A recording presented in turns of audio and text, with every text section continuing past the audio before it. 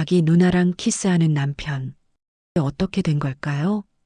지금부터 제가 겪었던 충격적인 이야기를 시작합니다. 3월, 결혼 5년 차. 남편이 말했습니다. 여보, 우리 누나가 서울로 올라와. 잠깐 우리 집에 지내도 될까? 저는 흔쾌히 동의했죠. 가족이니까요. 이상한 건 5년 동안 누나 얘기를 한 번도 들은 적이 없었다는 것. 누나랑 오래 연락 끊겼어. 부모님 돌아가시고 각자 살았거든. 3월 15일 그 여자가 집에 들어왔습니다. 이름은 수진 32. 세련된 모습은 누가 봐도 도시 여자 같았죠. 일주일 후 어느 저녁, 거실에서 남편과 수진이 와인을 마시고 있었어요. 문득 봤습니다. 수진의 손이 남편 무릎 위에 있다는 걸. 심장이 철렁했지만 제 눈을 의심했죠. 그날 밤 물었습니다. 여보, 누나랑 원래 친했어? 응, 뭐 형제니까. 모호한 대답. 한 달이 지나며 수지는 우리 일상 속으로 자연스럽게 스며들었습니다. 아침엔 남편 출근을 챙기고 저녁엔 함께 요리, 주말엔 셋이 영화. 이상하게 저만 외톨이가 된 기분이었어요. 둘만의 농담, 내가 끼면 흐르는 어색한 침묵. 친구 미경이 속삭였습니다. 쟤 진짜 신우이 맞아? 눈빛이 이상해. 그날부터 관찰하기 시작했습니다. 5월의 토요일, 남편은 회사 야유회, 저는 집에 있었고 수진도 집에 있었죠. 복도를 지나는데 방문이 살짝 열려 있었어요. 책상 위 액자 속 사진. 남편과 수진, 다정한 투샷. 심장이 터질 것 같았습니다. 조용히 문을 닫았습니다. 그날 이후 전 탐정이 됐습니다. 남편의 휴대폰을 확인했지만 수진과의 대화는 없었어요. 지웠나? 다음날 출장을 간다고 거짓말하고 집 근처 카페에서 대기했습니다. 저녁 7시, 남편 퇴근. 30분 후, 저는 제 눈을 의심했습니다. 창문 너머로 본 거실. 남편과 수진이 긴 포옹을 하고 있었습니다. 세상이 무너지는 소리. 떨리는 손으로 사진을 찍고 집으로 들어갔습니다. 아무 일도 없었다는 듯 각자 방에 있던 둘. 여보, 일찍 왔네? 출장은? 취소됐어. 저는 연기했습니다. 속은 폭풍이었죠. 새벽 2시, 남편의 빈 침대. 수진 방 틈으로 새는 불빛. 귀를 대었습니다. 조금만 더 참자. 곧 끝나. 남편의 목소리. 미안해. 내가 너무 조급했나 봐. 수진의 목소리. 그 자리에서 얼어붙었습니다. 다음 날 아침 아무렇지 않게 식탁에 앉았습니다. 날씨 좋네요. 그러게. 나들이 갈까? 나는 생각했습니다. 이 사람들은 대체 누구지? 남편이 인사했습니다. 다녀올게. 그가 키스하려 다가오자 고개를 돌렸습니다. 감기 기운이 있어서. 그날 저는 조퇴하고 사설탐정 사무소를 찾았습니다. 남편을 미행해 주세요. 그 여자도요. 신우이라면서요? 네. 남편의 친누나라는데 확인이 필요해요. 일주일이면 충분합니다. 저녁에 남편에게 전화가 왔습니다. 오늘 회식이야. 늦어. 전화를 끊고 회사에 확인했죠. 오늘 회식 있나요? 없는데요? 또 거짓말. 밤에 직접 미행했습니다. 남편은 회사 근처 호텔로 들어갔고 30분 후 수진이 도착했습니다. 둘은 함께 호텔로 사라졌습니다. 길 한복판에 주저앉아 울었습니다. 1시간, 2시간. 밤 10시 둘은 손을 잡고 웃으며 나왔습니다. 다음 날 탐정에게서 긴급 연락. 남편분 누나 없습니다. 호적 확인 결과 남편에게 누나는 존재하지 않았습니다. 게다가 그 여자 5년 전부터 남편과 교제했습니다. 결혼 직전부터. 세상이 무너졌습니다. 비틀거리며 사무실을 나와 스스로에게 물었습니다. 왜 결혼을 했을까? 왜 집에 들였을까? 왜 누나로 거짓말했을까? 집으로 가지 않고 친구 미경에게 갔습니다. 모두 털어놨습니다. 이건 범죄 수준이야. 일단 증거부터 모아. 사진, 녹음, 뭐든. 그 다음은 대질. 저는 진실을 마주하는 게 두려웠습니다. 그날 밤 집으로 돌아가기로 결심했습니다. 문을 열자 주방 테이블 위 서류 한 장. 이혼 동의서였어요. 이미 남편의 서명이 되어 있었습니다. 옆에는 쪽지. 미안해. 설명은 할 수 없어. 손에서 서류가 떨어졌습니다. 그때 뒤에서 인기척. 누구세요? 돌아보니 모르는 남자가 서 있었습니다. 실례지만 이 집 주인이 누구죠? 제가 주인인데요. 남자는 명함을 내밀었습니다. 부동산 중개인 민준 씨가 이 집을 매물로 내놨습니다. 일주일 전에요. 그 순간 모든 것이 무너지는 소리가 들렸습니다. 과연 남편과 수지는 어디로 간 걸까요? 그들의 진짜 목적은 무엇이었을까요?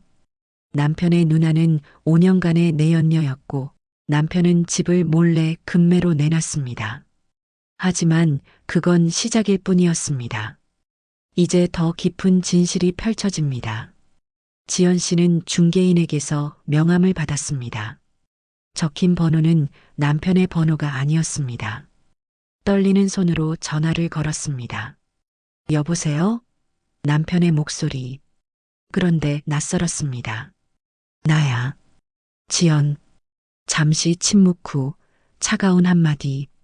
등기 확인해봐. 이제 거긴 내 집 아니야. 지연 씨는 외쳤습니다. 우리 공동명의 아니었어? 남편은 웃었습니다. 처음부터 내 명의였어. 넌 서명만 했지. 5년 전 무심코 넘겼던 서명 순간들이 떠올랐습니다. 왜 이러는 거야? 돈 때문이지. 남편은 말했습니다. 너네 아버지 회사 노리고 결혼한 거야. 넌 투자였어. 장기 투자. 수지는 뭐야? 내 진짜 여자친구. 고등학교 때부터. 그럼 난? 비즈니스. 집은 왜 파는데? 2단계로 넘어가야지. 이혼하고 4명의 주식 가져가야 하거든. 지연 씨는 녹음 앱을 켰습니다. 수진이가 집에 들어온 것도 계획이었지? 최종 점검이었지. 내가 끝까지 속아주는지 확인. 남편은 비웃었습니다. 내가 눈치채는 것 같다고 해서 일정 앞당겼어.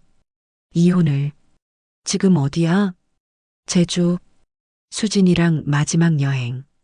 다음 주면 미국 간다. 꿈깨. 녹음하고 있어. 남편은 잠시 침묵하더니 낮게 말했습니다. 그래봤자 소용없어. 재산 분할엔 영향 없어.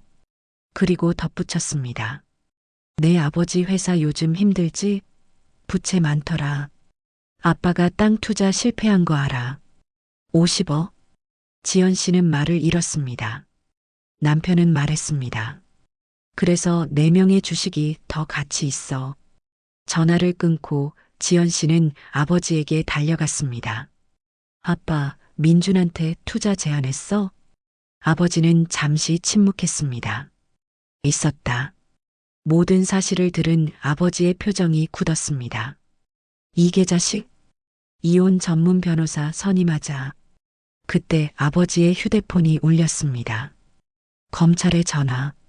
민준 씨가 사기 혐의로 고소됐습니다. 지연 씨와 아버지는 검찰청으로 향했습니다. 검사는 말했습니다. 민준은 3년 전부터 투자 사기를 벌였습니다. 피해액 15억. 그리고 차갑게 덧붙였습니다. 부인, 당신도 공동사업자 서류 때문에 공범 의심을 받습니다. 지연 씨는 떨리는 목소리로 말했습니다. 저 몰랐어요. 검사는 서류를 내밀었습니다. 그곳엔 그녀의 서명이 있었습니다. 2해 전 남편이 가져온 세금 혜택 서류, 또 한 번의 속임수. 아버지는 녹음 파일을 꺼냈습니다. 검사는 듣고 고개를 끄덕였습니다. 결정적입니다. 하지만 공범 수진의 진술이 필요해요. 지금 제주에 있어요. 검사는 즉시 협조 요청을 넣었습니다. 잠시 후 연락이 왔습니다.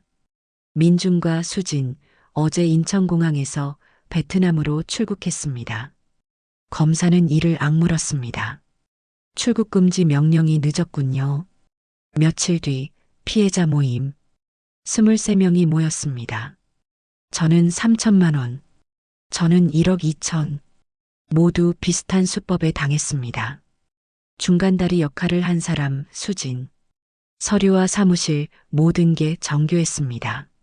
모임이 끝날 무렵 한 여자가 다가왔습니다. 수진은 가명이에요. 진짜 이름은 박미라. 그녀는 조용히 덧붙였습니다. 그리고 민준의 친동생이에요. 지연 씨는 얼어붙었습니다. 남매. 그런데 연인처럼 행동. 의심을 피하기 위한 완벽한 연극. 지연 씨에게만 누나로 소개해 스킨십을 합리화했던 수법. 여자는 계속 말했습니다. 둘은 부산 출신. 아버지는 사기 전가로 15년 전 수감.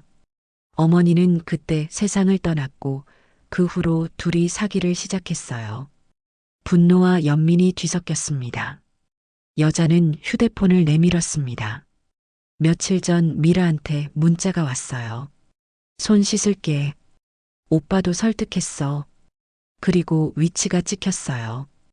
호치민의 한 호텔 주소. 검찰과 베트남 경찰의 합동작전이 전개됐습니다. 다음 날 전화가 울렸습니다. 확보했습니다. 두 사람 모두 체포. 지연 씨는 그 자리에서 눈물을 쏟았습니다. 사흘 후 구치소 면회실. 유리창 너머로 민준이 앉았습니다. 미안해. 그게 다야? 5년을 속였어. 민준은 고개를 들었습니다.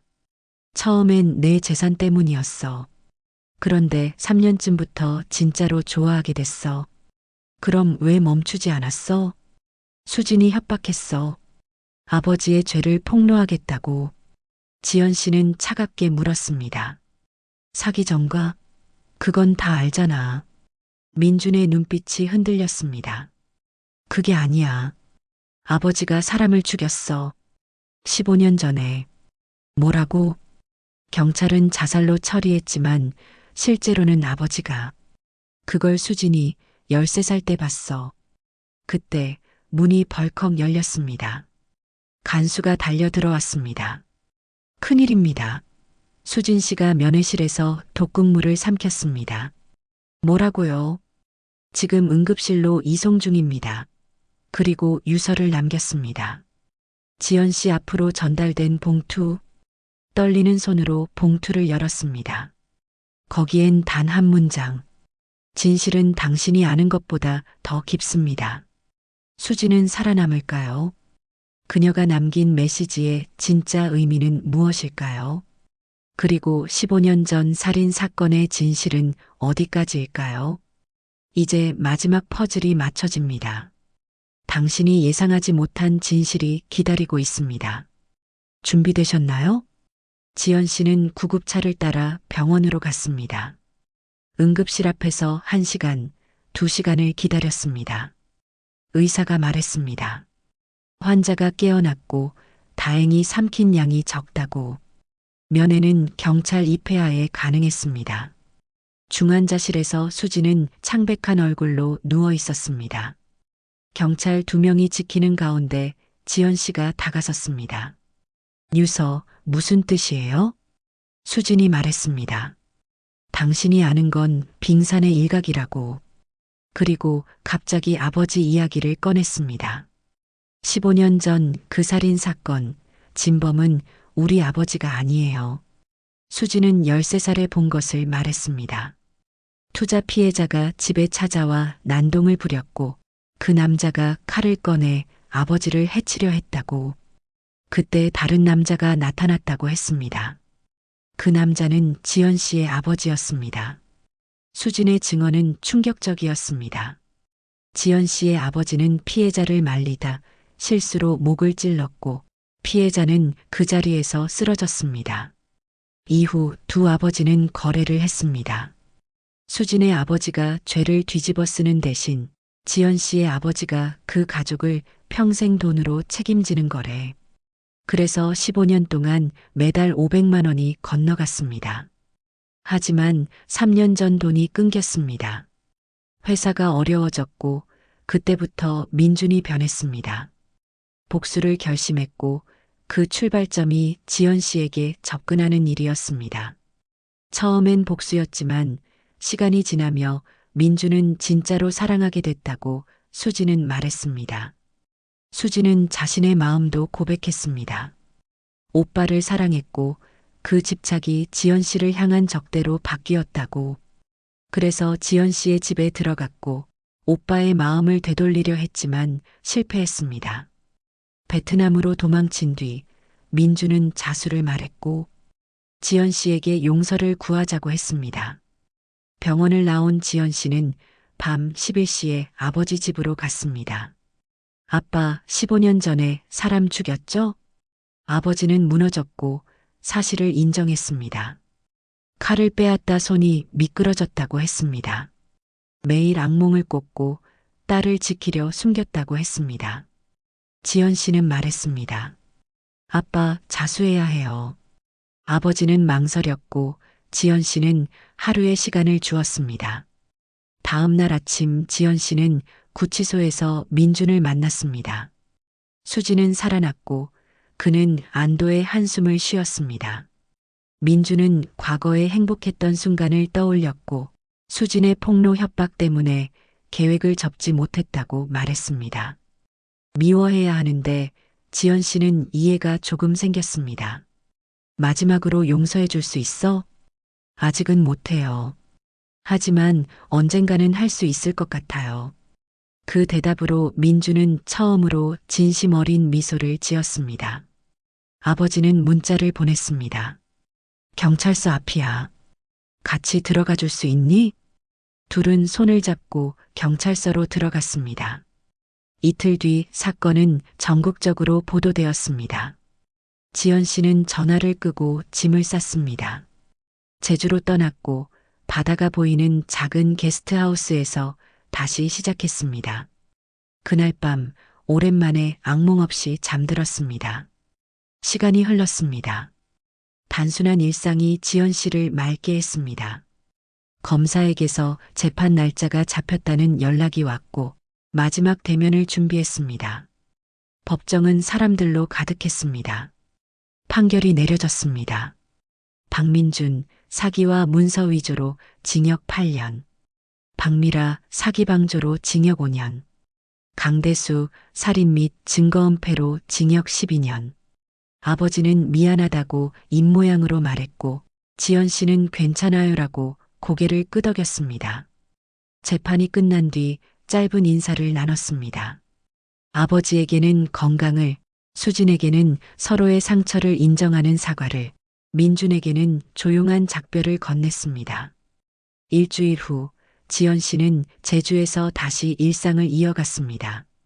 한 남자, 김준호가 게스트하우스를 찾았습니다. 온화한 눈빛과 조용한 배려가 있었습니다. 지연 씨는 천천히 마음을 열었습니다. 준호는 매달 제주를 찾았습니다. 그는 지연 씨의 과거를 알고도 상관없다고 말했습니다. 중요한 건 지금이라고. 지연 씨는 그 사람과 함께하기로 했습니다. 작은 결혼식이 열렸습니다. 바람은 따뜻했고 햇살은 포근했습니다. 수진에게서 축하 편지가 왔습니다. 행복하세요. 정말 미안했어요. 세월이 더 흘렀습니다. 두 아이가 태어났고 게스트하우스는 치유의 공간이 되었습니다. 어느 날 교도소에서 연락이 왔습니다. 민준이 면회를 신청했습니다. 오랜만에 재회해서 민준은 달라져 있었습니다. 공부를 했고 상담사 자격증을 땄다고 했습니다. 6개월 후 출소해 제대로 살겠다고 약속했습니다. 지연 씨는 말했습니다. 이미 용서했다고. 수지는 출소 후 요양병원에서 일하며 달라졌다고 했습니다. 편지를 통해 사랑은 집착이 아니라 존중이라는 것을 배웠다고 전했습니다. 지연 씨는 응원한다고 답했습니다. 아버지의 소식도 전해졌습니다. 민준의 아버지는 감옥에서 평화롭게 눈을 감았고 지연 씨의 아버지는 남은 형기를 살며 편지를 주고받았습니다. 우리는 모두 피해자이자 가해자였고 잘못된 방법으로 살려고 발버둥쳤던 사람들이었습니다. 이제는 용서하며 살기로 했습니다. 어느 날 낯익은 얼굴이 찾아왔습니다. 수진이었습니다. 둘은 바다 앞에 앉아 긴 대화를 나눴습니다. 수진은 무릎을 꿇고 사과했고 지연 씨는 그녀를 일으켜 세웠습니다. 이제 우린 친구예요. 자격은 우리가 만드는 거예요. 세월이 더 흘렀습니다. 아이들은 성인이 되었고 한 사람은 심리학자가 또 한 사람은 사회복지사가 되었습니다. 그들은 말했습니다. 엄마에게서 용서와 치유를 배웠어요. 봄날 특별한 손님들이 모였습니다. 민준, 수진 그리고 출소한 아버지. 처음이자 마지막으로 한자리에 모여 서로에게 사과했습니다. 우리는 모두 변했습니다. 이제 진짜로 용서하고 새 삶을 살기로 했습니다. 화해를 위해 모두가 잔을 부딪혔습니다. 저녁 식탁에는 웃음과 눈물이 함께 있었습니다. 각자는 자신만의 방식으로 속죄하며 진짜로 살아가고 있었습니다. 해가 지고 모두가 떠났습니다. 아버지는 말했습니다. 지연아, 자랑스럽다. 아빠도요. 바다를 바라보며 지연 씨는 생각했습니다. 15년 전 한 여자가 배신당했습니다. 남편에게, 가족에게, 세상에게. 하지만 그녀는 무너지지 않았습니다. 일어섰고 다시 시작했고 결국 용서했습니다. 그 용서가 모두를 치유했습니다. 가해자도 피해자도 모두가 새로운 삶을 얻었습니다. 여보, 뭐 생각해? 옛날 생각. 힘들었던? 응. 근데 이제 안 아파. 다행이다. 오히려 감사해. 그 일이 없었으면 지금의 나는 없었을 테니까. 진짜 행복해. 나도. 모든 배신에는 이유가 있고 모든 고통에는 의미가 있습니다. 중요한 건 그 후에 어떻게 사느냐입니다. 무너지느냐, 일어서느냐, 증오하느냐, 용서하느냐. 지연 씨는 용서와 치유를 선택했고 그 선택이 모두를 구했습니다. 이야기를 들어주셔서 감사합니다. 여러분이 배신을 경험하더라도 기억하세요. 그것이 끝이 아니라는 것을, 새로운 시작이 될 수 있다는 것을. 여러분 모두 행복하시길 바랍니다. 감사합니다.